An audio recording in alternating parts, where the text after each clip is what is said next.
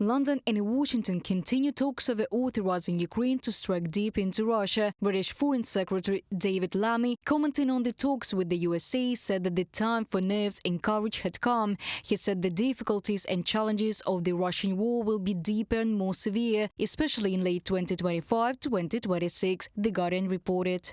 For Britain, that means upholding Ukraine's sovereignty, urging an immediate ceasefire in Gaza and Lebanon, and supporting an end to the fighting in Sudan.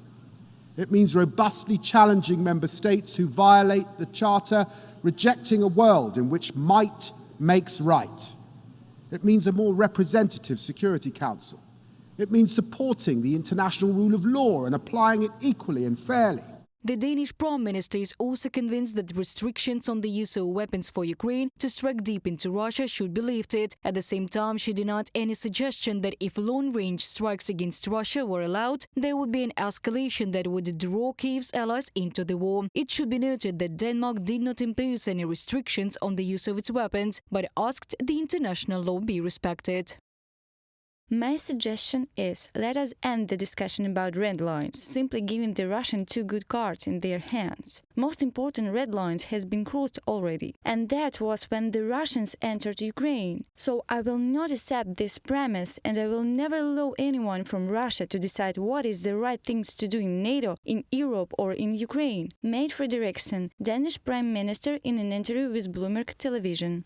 President Zelensky believes that Western partners do not give Ukraine permission to use their long-range weapons on Russian territory because they fear escalation, according to at least some Western intelligence assessments. He also added that US President Joe Biden does receive information from his team about the possibility of escalation, but, and this is important, not all of his team thinks so, and that's an achievement that not all of his entourage thinks so.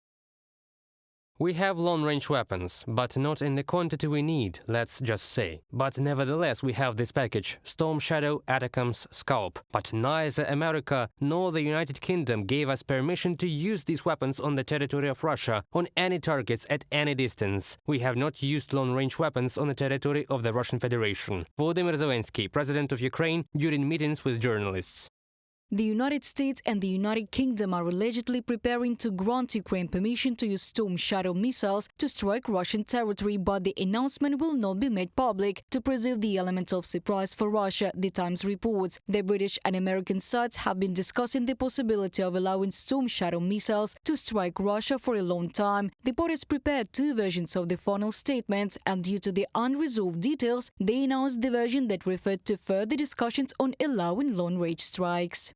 Reported by Diana Kolesnik, Diana Ovchar, UATV News.